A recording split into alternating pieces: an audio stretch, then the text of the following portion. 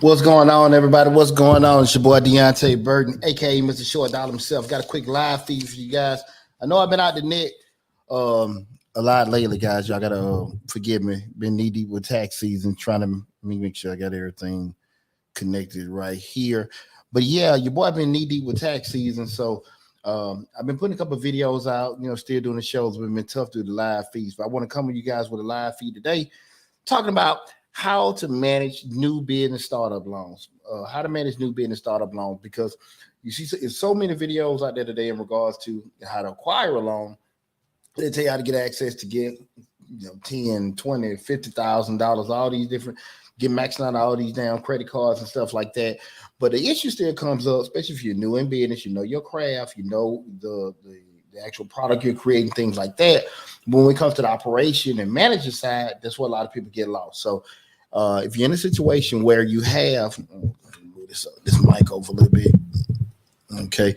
If you're in a situation where you have acquired a new loan, but you're still new in business and you want to just get used to the process of having a business loan, okay, I'm going to give you guys some instructions that can help you out so you don't be in a position where, okay, now you got this loan and then a couple months later it's in default, or then you got certain things. Of course, it doesn't necessarily go back to your personal credit until it hits the default level, but we want to be able to avoid that and also keep the actual business loan, the business name, in good standing. So I'm giving you guys some tip based on that. Before I get to running my mouth, guys, remember I am Deonte Burden, aka Mr. Short Dollar himself. You know the Mr. Short Dollar YouTube channel. We talk about personal finance, business, entrepreneurship, investing. We have over 600 videos on the Mr. Short Dollar channel. We have a grant playlist with at least active 150 different grant opportunities for you guys to take advantage of. Right now, we're streaming live on Facebook, YouTube, Instagram, TikTok, and Twitter. Make sure I ain't forgetting nothing. The main hub is the Mr. Short Dollar YouTube channel. That's why the videos are stored there. So regardless of what platform you are watching us on, I appreciate you tuning in. Make sure you go check us out on Mr. Short Dollar on YouTube.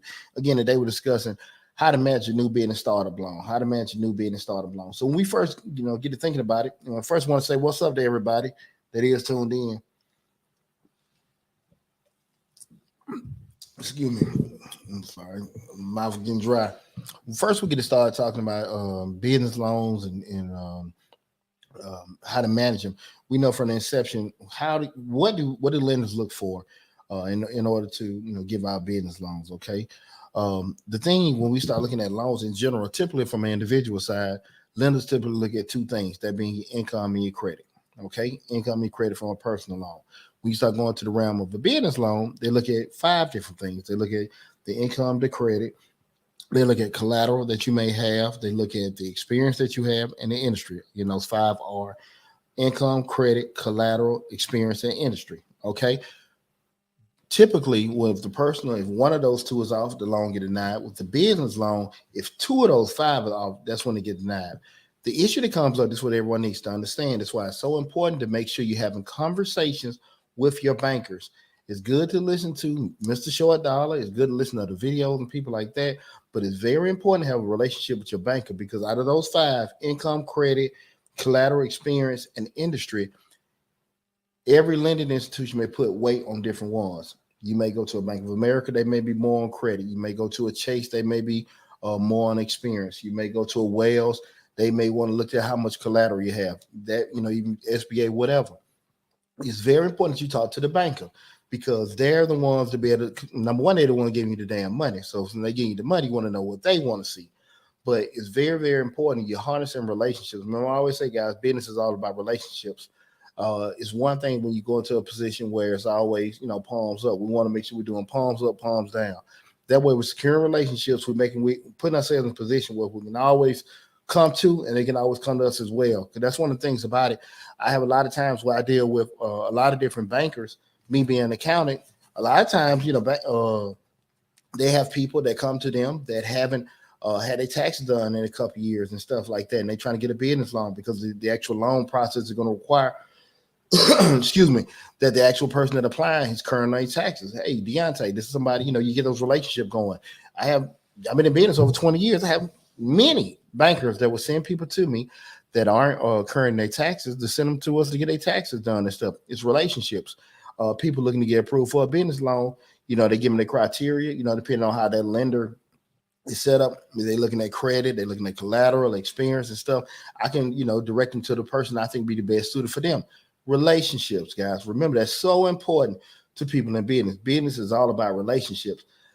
A lot of times we're in such a rush. I got to get this money. I got to get started and stuff like that. But that's what happens when we force things. We rush, we miss stuff. And that's what happens. We all have to keep starting over and starting over and starting over. Or you get put in a position that's not going to be the best for you, big picture wise. Now you got your damn loan, 15, 20, 30%. You got that $50,000, $100,000. But that loan payment is so dang much. You wish you didn't even borrow that money 3 or 4 months into it, okay? So just be smart. Take your time. Business is all about relationships. Again, fundamentally two things. On the personal side, income and credit. One of those off, probably get denied. Business side, income, credit, industry, collateral, and experience. You live two of those are off, that's when the business loan is denied, okay? Kind of keep that in mind. So we start talking about how to manage a new business startup loan. So we go through the process. You go through filling out the different things. And I'm going to actually do, once tax season over, I'm going to go a lot more in depth into loan application, things like that. Not necessarily send you to a specific lender, but things for you to be, more savvy about that you need to bring to the table, because I'm not a big proponent in trying to tell people what they need to do to get a Navy Federal credit or whatever, get these particular loans. And I'm just saying, I was just looking at a YouTube channel, the hack where you can get $10,000 for Navy Federal. You can get this card for that, and you get this damn loan, and the rate is not most advantageous for you. I'm in the thought of mind to make sure when you go in business, you stay in business. Okay, we do business, not business. Okay, we don't want to do business, we want to do business. So that's why I want you guys to always stay on top of that. So again, we'll start talking about how to manage your new business. Your new business loan. One thing we always want to know that when you sign a business loan, you've seen the videos before I've done in regards to a personal guarantor. When it's actually a business loan, the business is detached from you personally. What that means by the use of the loan is running off the tax ID or the tax identification number of the particular business, right? So they'll have an individual sign for that loan, being a personal guarantor, that being the person that is signed for. It doesn't hit your personal credit, but just in the event that the business does default on that loan, they will come after that individual. It's very hard to acquire a business loan without having a personal guarantor. If a person looks for a loan without that, they're typically going to be at a higher rate because it's just more of a risk factor, a higher risk factor for the actual the lender to be able to give it to you. So when you got it started, that at the end of the day is running off, the business's quote unquote credit.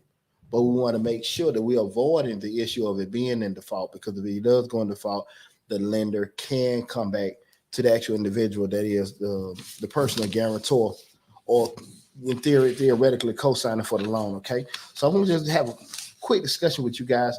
Feel free to chime in. You got any questions, concerns, anything like that? I'm here, like, again, I am Deonte Burden, aka Mr. Short Dog himself. Today we're discussing how to manage your new business startup loan. Streaming live on Facebook, YouTube, Instagram, TikTok. I'm about to keep saying TikTok, LinkedIn, and Twitter. Okay. What I was about to say. All right, a couple things we want to go over again in regards to the loan. Pretty easy steps, just kind of just rule of thumb. Okay, you went through the process, you've got the loan, SBA loan from Bank of America, Chase, community lending, whoever they gave you the loan. The first thing you want to make sure we prioritize the loan payment. That means that when we're doing business, guys, when you're doing business, always remember, you have those what we call fixed costs with your particular business. Rent, certain utilities, things like that. It's pretty much going to say utilities may vary for the most part, but we have certain costs that are fixed, certain insurances, rent, that loan payment has went along with that, right? So we want to make sure at the end of the day, before anybody gets paid, la-di-da-di, everybody, you, employees, anyone, that we're able to cover that particular loan, right? So we want to make sure that if rent $500, if actually the insurance is another $100 and the loan payment is $200, that's what, 5, 6 plus 2, that's 700. I think the math is right. We want to make sure that we can at least cover that every month with the business. That is our priority. We're not hoping, we're not thinking, we're not, hey, I got to take care of this, I got to get this for me. No, we want to make sure that we have to do that. Covering those fixed costs is super, super important. We got to make sure we do that, okay? Far too often, people look at what's coming in, but don't necessarily focus on what's going out. And they definitely be focused on what's left over after things went out. So you got to take yourself from not being the priority when you're actually paying your actual responsibilities with your particular business. I know I'm going down blank today. Very, very much so. And we've done videos on that in the past in regards to knowing just how to take care of, make sure those actual costs, those being the fixed and the variable fixed costs always stay the same. Variable costs are the ones that change each month. Make sure we stand on top of that.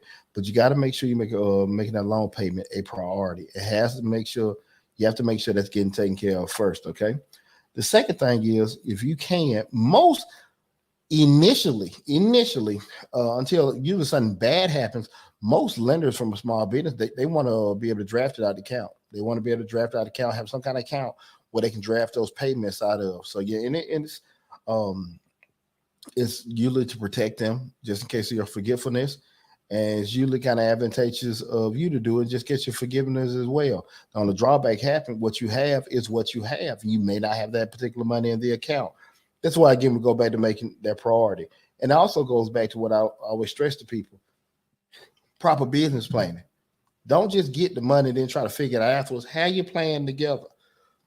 Access to capital is so key. But don't get the damn money and then just like, hey, we'll figure out what we can do with it later.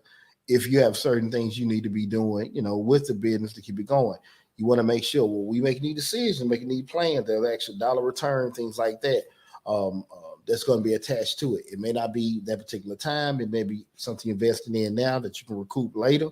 But you want to make sure that when you acquiring loans, any kind of funding to your business, you have a plan for how you're going to take advantage of that funding. Okay, you just acquiring that money and trying to figure it out later. And let me say this too, because this was one of the things even with the disaster loans when people were getting it. I was saying I was a big proponent. Once you do acquire the loan, if at a certain period, 6 months to a year, you couldn't all of them put in place, just pay it back. Just set it right there in escrow and pay it back. No, don't try to obtain it illegally or anything like that, but just take advantage of the funds where they're allocated for you to do it. But if you know that it's going to come up, you have to start making payments sooner than later. Now, you need to make sure you do proper planning to be able to put you in a position to take advantage of the money you have coming in. But those automated payments, it's just, we know how disciplined we are. We know if we have certain bills that come to our home and stuff like that, we're going to stay on top of it or not. Or we know we need some kind of reminders and things like that. So make sure that you try to have some kind of automatic drafts or something like that to assist you with that. But again, most lenders will also require some kind of automated drafts until maybe they do a couple drafts and no money is there. then they may have certain restrictions where they want you to mail it in, things like that. But things get a little funky from that standpoint because they may start wanting you provide certain information, things like that, on a more active basis. In regards, they may be asked for certain, proof of income, proof of receipts, proof of invoicing, and things like that. So we want to try to stay, in front of the curve as much as possible. Okay. The third thing is you want to avoid taking on any kind of additional debt when you're doing this, because again, if we got this fixed debt that's coming out of our account, and we have to make sure that we're making enough money to cover this particular debt. We don't want to be putting ourselves in a position where we're putting on more debt, borrowing more money to pay off the money that we owe. Again, we don't want to try to get more money to pay off the money that we owe. Okay. When you do those kind of things, now it's easy to pay Joe back instead of paying Joe, Earl, Stacy, Rick, from a common sense standpoint. I understand things happen. I understand, business gets slow and stuff like that. But math is still math. You can't pay off one damn person when you're on 4 people. Okay. So you just got to be kind of diligent with that. Far too often people theoretically may see it with the sometimes with debt consolidation, people will say, okay, well, I owe this, I can get this at a cheaper rate, and I can pay off that old loan, pay off the old loan. That's fine with that. But we talking about not paying off a loan and having a new loan with a lower payment. We talking about having somebody we owe and then borrowing more and more money. That's one of the problems you see a lot of times online. A lot of times people promote, hey, go to this place, you get approved for this and get approved for that. You can get this amount of money in your business and stuff. That's all well and good. But now, I mean, you're borrowing the money. But keep in mind, you got to pay the damn shit back. So if you don't have an actual structured plan on how you're going to pay people back and how you're going to pay them back, you're going to pay them back because you're going to have to make income at a rate that's higher than you have to pay them back. If I'm borrowing money at 5% and I'm making revenue at 5%, that's 0%. Or if I'm making revenue off of this asset that is acquired at 4% or 3%, son gonna have to give. I'm just letting you guys know. You got to do math. And if you're not good with math, but you're great with your craft, go find some damn body who is. Go find somebody else. A lot of times you think because that joker sitting at that table, he ain't doing nothing but pressing stuff in that calculator, or the lawyer already got this stuff around the computer. You ain't paying for you're not paying the lawyer, the accountant, the architect, the surveyor. You're not paying them for what they're doing. You're paying them for what they know. Remember that you're paying them for what they know. And I'm telling you, the little $300,000, $400,000, $500,000 that they're asking for is crumbs. It's crumbs. If you turn around and get your ass $5,000, $10,000, $15,000 in debt, $2,000 or $3,000 up on the water with fines and stuff like that, it ain't worth it. Pay those people, okay? Pay those people. Let me get my camera together. I'm looking in the damn wild blue yonder with everything. So we want to make sure you are avoid any kind of additional debt. That's a tough thing because a lot of time people in business, especially start getting that fever where you got access to this loan, I got access to that loan, and we get it twisted. We're not looking at you in regards to I got to pay this stuff back. Remember, whatever rate you're borrowing at and that asset that you're acquiring, just say I'm borrowing at 5%, and I'm going to buy something that costs $5,000. They can, make me more money. I may want to hire more people. I may want to get a new machine or whatever.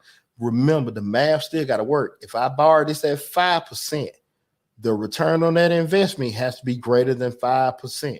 Remember that, guys. It has to be that for the math to work. That's just common sense. What's up, Chris? What's going on, brother? What's happening? You just got to remember that, guys. It's that simple. Not I got to borrow this so I can buy this and make more money. You may buy something and make more revenue, but you may make less of a profit because the money that you're making is still, from a percentage standpoint, is still not going to be greater than the rate that you're paying to pay that loan back. And if you don't get that concept, there's nothing wrong with it. I mean, this is what I do for a living. There are a lot of people out there that do the same damn thing. It's just, again, some reason why as business owners, because they ain't swinging a damn hammer, they ain't turning the wrench, they ain't out there sweating, figuring this stuff out for you, You don't figure, man, that guy want to charge me X amount of dollars and all that kind of stuff. Man, I went to the damn lawyer. They actually want to charge me $300-400 for a contract and all that. Man, I can get it on Google. Get it off Google you want to. Yes, every damn lawsuit you get, you're going to lose. Trust me, guys. Pay people for what they know. Now, you can do the Google background checks and all that other kind of stuff to find out who's credible, who's not credible, right? I get that.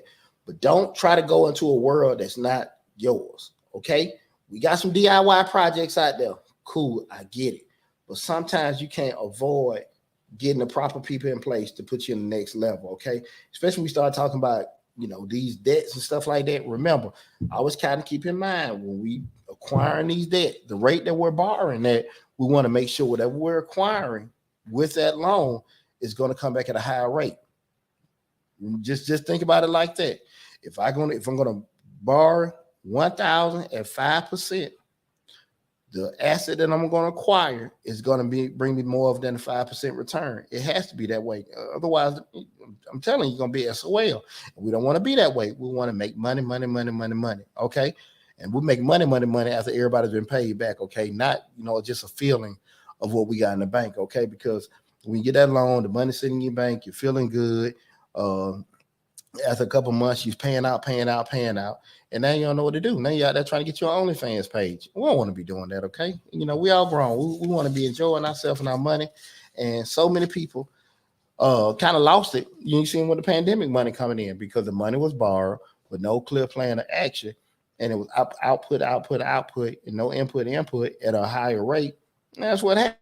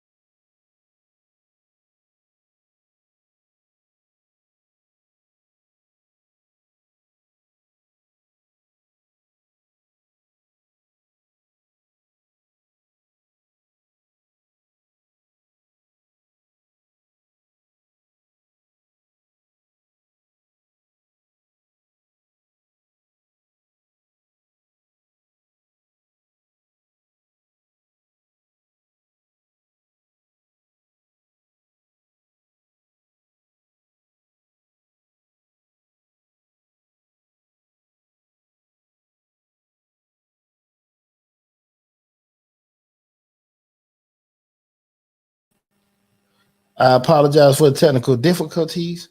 We're back in the game. Boom. Yeah, I was having little issues with my internet. We're back. The bill paid, but they still acting funny with Xfinity. But yeah, guys. What I was saying, we were talking about how to manage your new business startup loan. I was just going over uh, from a strategic standpoint. So many people focus on acquiring loans. You just get this loan, get funded for this for your loan, get funded for that, and the craft is not taught because most people don't know. When you're borrowing money, when you're borrowing money for your business, remember when you borrowing money, you have to be borrowed the dollar amount you borrow and the cost to borrow. The cost is borrowed, in other words, is the interest rate. whatever asset you're looking to acquire, be it equipment, be it a building, be it people, they have to make a higher return than what the amount that you borrowed. I borrowed 1,000 at 5% interest rate. Whatever I spend it on, the equipment, person, building, has to have a return greater than 5%. You got to think that way. Remember what I said. And if you don't know how to do the math to figure that out, or even have somebody to do that and explain to you in English, keep searching.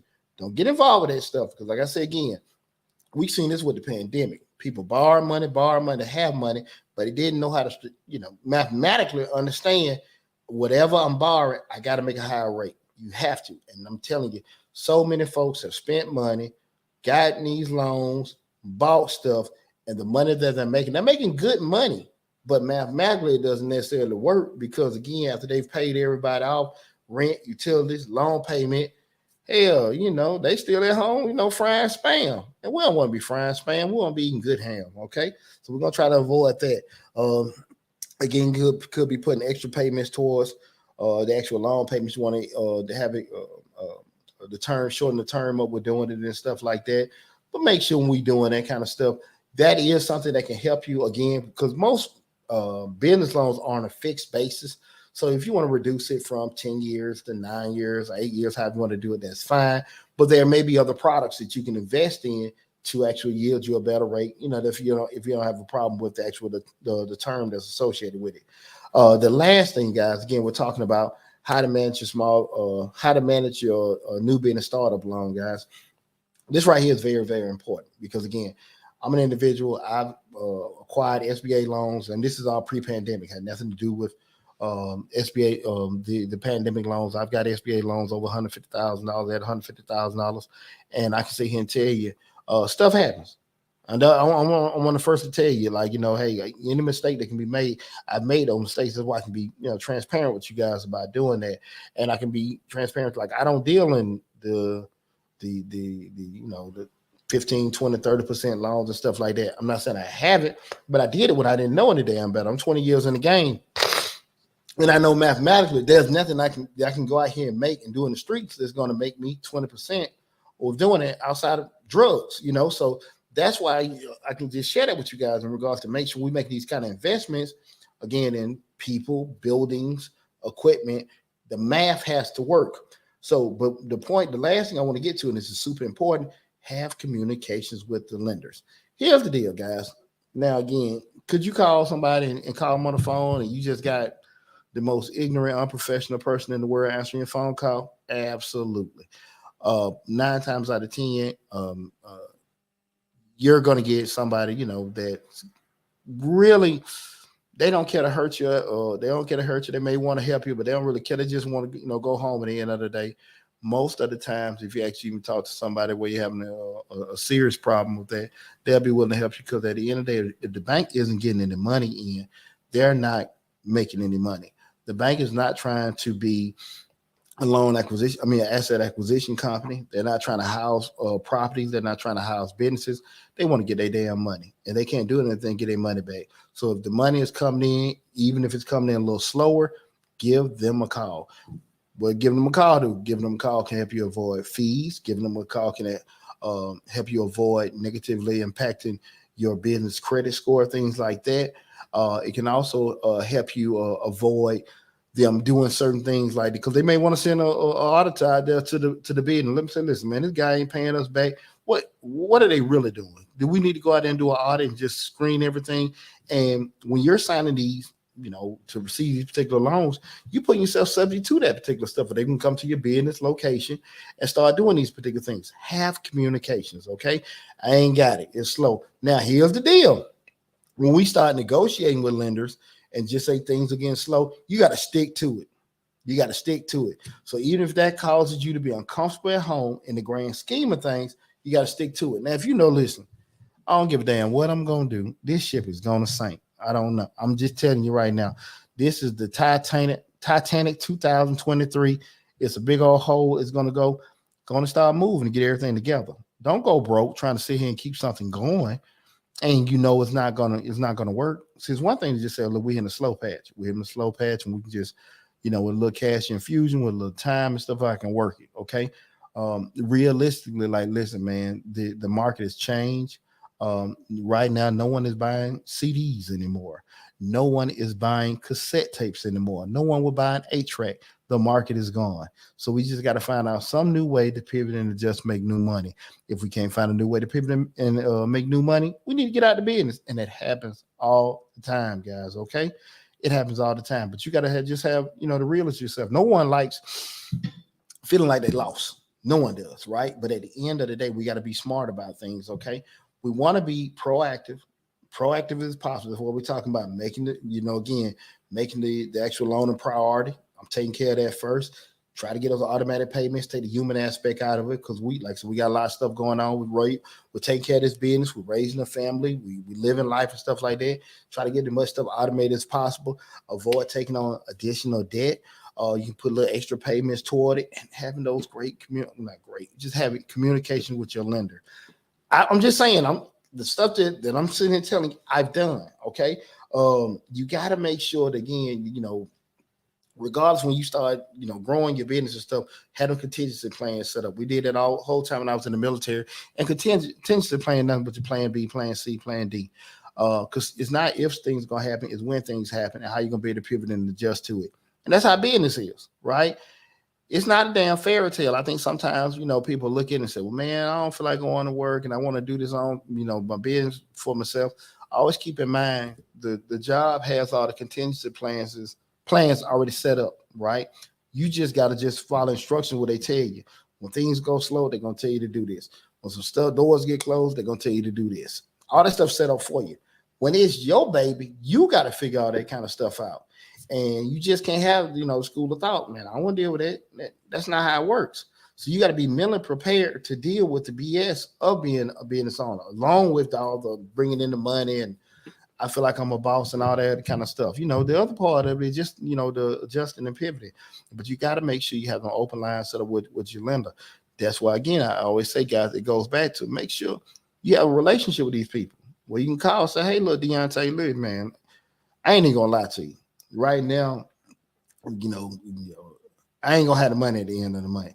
Now, I'm going to break my neck to have it at the 15th and everything. But if not, can I give you 75% of it? Can you give me 80? Cool, I'll get that to you. Whatever you agree to, break your neck to keep your word. Because on the other side, remember, that's their job they got to protect. So they doing that stuff, and it's a relationship.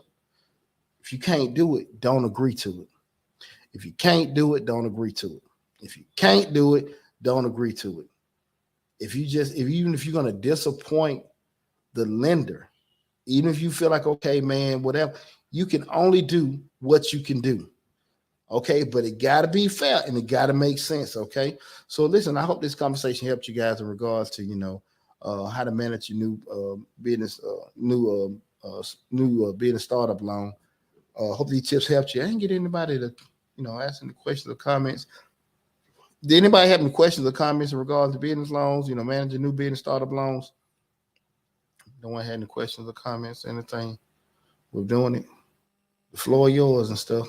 Again, we just want to have a quick conversation with you guys in regards to this particular subject. Hope everybody's doing fine. I just put a video out early today.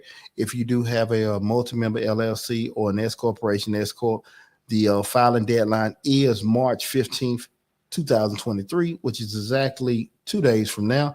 That is the deadline for, again, a multi-member LLC that files the Form 1065 or an S corp 1120S.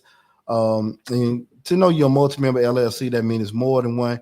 It's more than one person that's a member of that LLC.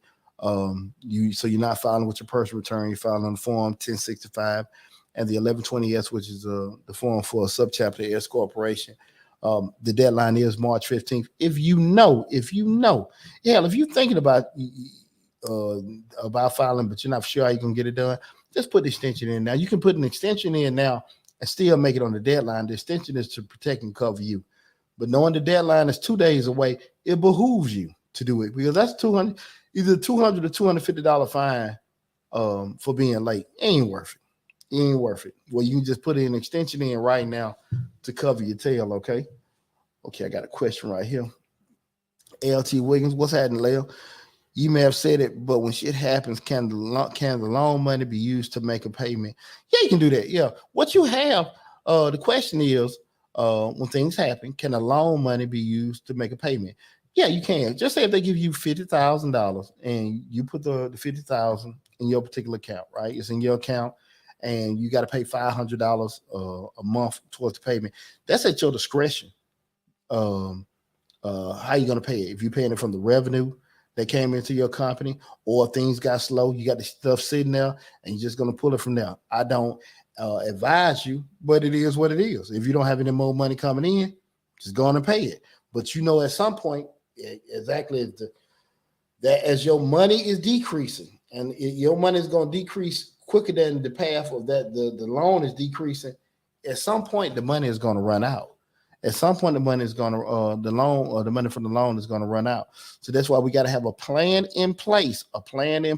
Where if I'm borrowing again $1,000 at 5%, whatever I'm using the loan for, be it a truck, equipment, people, whatever, it's going to make money for me at a higher return than the cost it was to borrow, i.e. the interest rate. So just kind of had that thought process going in with doing that. So that's kind of, and again, when you're not really familiar how to lay that stuff out on paper, how to calculate that kind of stuff, get you somebody can do some consulting work for somebody, an accountant that can actually help you forecast and things like that. But you want to have that stuff in place. But it's not going to be the end all be all if you spend the money you got the loan to somebody to pay it back. But theoretically, like that ain't gonna work, because if you get a $50,000 loan, in the grand scheme of things on a $10,000 loan, you may end up paying $55,000 to $60,000. So we know we're going to spend more money. We're going to spend more money with the interest rate than if we just for using the loan. So again, it's going to actually get negative at some point. Will it be soon when they do it? No, it won't be. But again, if we're constantly going this way, out with the money and nothing coming in, it'll put us at a deficit eventually. But that is an option. You can do that. Again, I wouldn't advise it, but it is what it is. What you have is what you have. Okay. So if you have the situation where you have to do that and stuff, you can do that. What I would suggest you can also do is to protect yourself. Just say with when you get a loan like that, say if it's $50,000, you may say, well, look, I'm going to allocate 10% for emergency purposes. That may be for loan payments. That may be for so any what you ever be to deem an emergency outside of regular operating costs, and operating repair costs and things like that, or regular operating costs. But just one-time catastrophe stuff happening, things like that, you can allocate a certain percentage of it to help you. But we still want to make sure at the end of the day that our business is making money to be able to cover those costs. But again, it is what it is. Hope I answered your question with that. Appreciate that, brother. Let me see. Anybody else got a question? Anybody else got a question?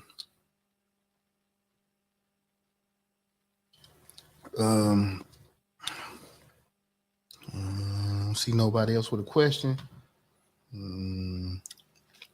Okay, guys, y'all know Mr. Short Dollar ain't Mr. Cheap Dollar. You got me on now.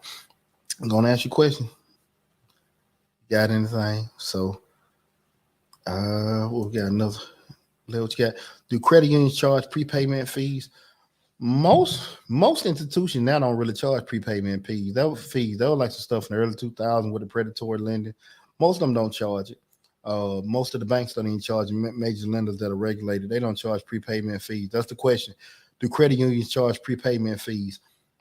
So if you add an extra additional payment, they don't usually, they don't. Most regulated institutions, you may, if you're dealing with like hard money lenders and things like that, they may charge a prepayment penalty or something like that. But for the most part, regulated lenders, they don't really do that now. Those are things that happen, again, back in the old predatory lending days and things like that. So most of them, but again, those are conversations. It's a good question, but those are conversations that you can have with your lender. That's why I say it's so important to have a relationship with your bankers. Remember this, guys. This is a rule that I always push. Get access to capital when you don't need it. Get access to capital when you don't need it. So you're going to get your business credit cards, your business lines of credit. Do not wait till you need it, because then you press it. Get access to it when you don't need it. Okay. And how do you know when how do you know when you're going to need it when you don't need it? You don't. But you can go sit down with somebody and say, hey, let's gotta get a business line of credit. How much you need? Always ask for more than you're gonna need. So you ask for 100,000, so you turn to give you 75, but it's sitting there. It's sitting there. So if anything happens, you have it there. That's just a line of credit, not a loan. But you have access to it. And you have access to what? A relationship, a banker, just in case you need any kind of cash infusion, things like that. Okay. Remember, we're doing stuff the right way. You turn around and get this particular loan based off, you got a low credit score, you got certain things going. You understand how that's going to come. So we got to be smart about that, guys. We got to be smart about it.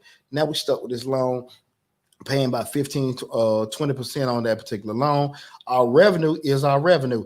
If the revenue is not coming at a rate higher than that loan payment, we're going to be in the red. Why put ourselves in a situation? Math always going to cover everything, okay? So we want to make sure that we cover on that from that perspective with that. Okay, what we got? Luxurious Looks. I like that name. Luxurious Looks. Do you recommend a business loan to start a business like Turo? I don't necessarily know if you want to you need a business loan to start a business like Turo, but I would say that if you want to get in Turo, you guys, if anyone knows, it's like a car share company, like a ride share, but it's a car share company where you can put cars that you own up and you can rent them out just like you was a car rental company.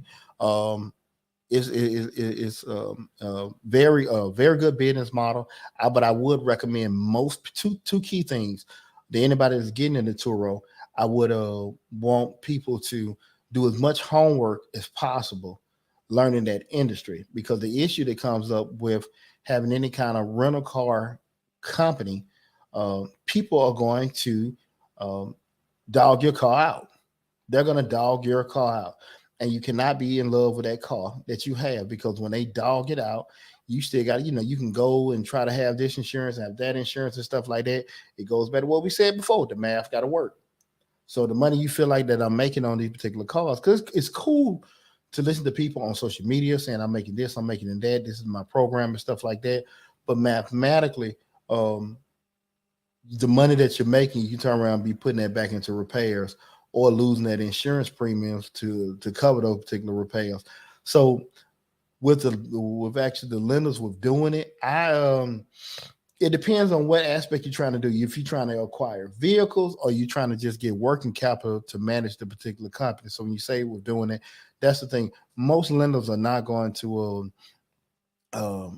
be so quick to give you funding on multiple. You may can get that one car and learn the business, and then from that point maybe leverage things out. But that's why it's so critical to have the relationships with doing it, because again, even when you find somebody that's going to front you a certain amount of money, remember what I said, the math is still the math. Barring that 10, 15, 20%, can you make revenue at that same rate to cover a profit? And most importantly, be able to pay those folks back their money. So I would always just say, invest in yourself, learn the business out, get your car, start off with one vehicle, learn it. I know you got people saying I was doing this, I had X amount of cars. That sounds good, but they them and you're you. And I would learn the business, and then from that point, maybe try to start leveraging things out. And you can see just mathematically if that stuff gonna work out for you or not. You can become super successful with it, but you can also become super homeless if the math don't work with doing that in particular. I hope I answered your question, Luxurious Looks. And if I didn't, please let me know, and I'll try to help you out as much as possible. Okay, cool. LT, we can explain the difference between a line of credit and a loan. Okay, cool. The question is, explain the difference between a line of credit and a loan. Okay, the difference with a line of credit is that when you go to a lender, they're giving you access to money. Okay, they're giving access to money. Okay, let me see. Luxurious Look says, yes, you did. Thank you. Definitely want to start one. Okay, cool. Awesome. Glad to help you out. Okay, back we doing the explanation in regards to the difference between a line of credit and a loan. Okay, the difference between a line of credit and a loan is the line of credit is access to a certain amount of money. So what happened is, just so we're going to use both examples of $50,000. So if you have a $50,000 line of credit, the actual lender is saying, okay, we'll give you access to that. So at any point in time, you can borrow from that 50,000. So you're not paying payments of 50,000.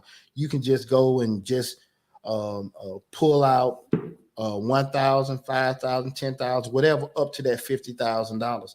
And the payments that what you borrow, if you just use $3,000, $5,000, you're making payments to pay that back. But you have access to $50,000. Okay, right? You have access to it. Usually, a lot of them they'll have like an annual fee. You may pay like $100 to keep the line of credit current. And just say you may not even use it, but you got access to it. But again, you have access to a certain amount of money, and you can just pull so much out as you go, and up to that particular point. So you just access. That's the line of credit. A loan is you're getting a whole $50,000, and it's set off over a certain a term. So you may say that you have a $50,000 loan at 5%. A 5% rate over a term of 4 or 5 years. And that's how that is broken out like that. Now, I will tell you this. I have a video, I have a business loans 101. The video on YouTube, go in you can look in the finance playlist. I break all this stuff down. I break all the different kind of business loan products, from business credit cards, business term loans, business lines of credit, invoice factoring, equipment factoring, all the different loan products that a business can have. I did a one-on-one video. It's probably about 30, 40 minutes long, but I broke it down. I did a whole PowerPoint, and I gave examples mathematically how it goes. So check that out. And I did that, and I think I did another. It was 2 different videos, but they're covering all that. And I was very descriptive. I'm not talking like I'm talking now. I actually had the slides with the examples, so you actually see the numbers and example of that. So definitely go to the video. You can look at business loans 101 or funding 101.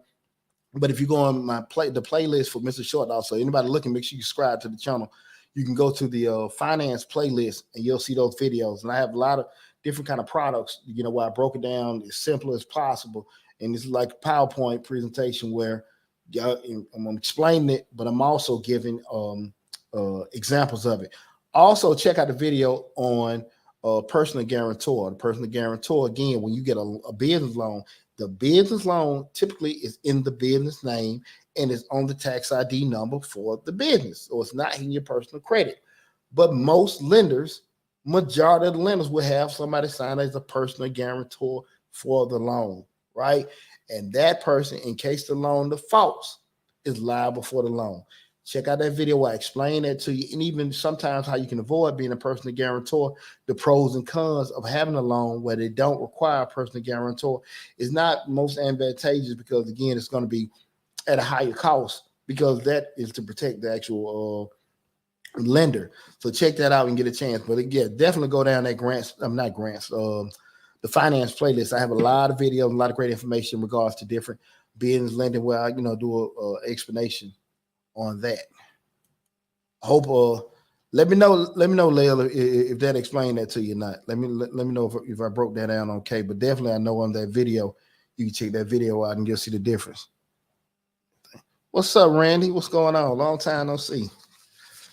Okay, I got Free Spirit 5061 on TikTok saying what's going on. How you doing now? So you good to go? All right, brother. That's what I'm talking about. Anybody else got any questions? Again, we're talking about how to manage your new business, startup loans and stuff like that. We just went through a couple tips in regards to help you manage your new business, startup loans. You got anything? I just went through all those. Do you have any other questions before we sign off? Feel free. The floor is open and everything. Probably have a live feed on my other YouTube channel, Change the Lives.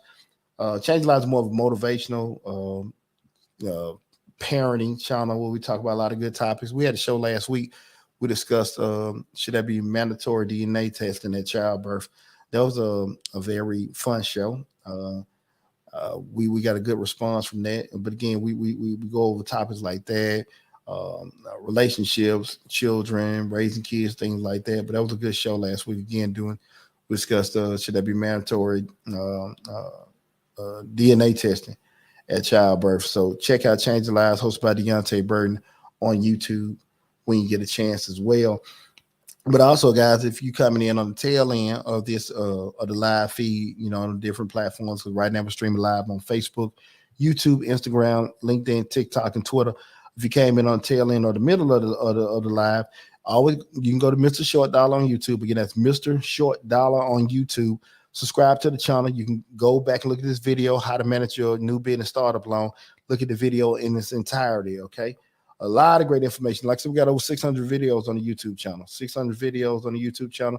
I think we're maybe 26,000 subscribers. We're going to try to end the year with 50,000. Y'all got to try to help me reach my goal and stuff like that. So make sure you're sharing as much information about the channel as possible. And I appreciate all you guys tuning in. Might have another live feed later on this evening, not really for sure yet, but I do want to tell you guys I'm about to sign off. I appreciate all the love and support. But again, if anything comes across your mind later on, make sure you leave it on the comment sections of the video once we close out anything. And I promise you I'll come back, because I do check the comments on all the videos. So anything run across your mind later, make sure you leave it on the comment section and I'll respond back to it later.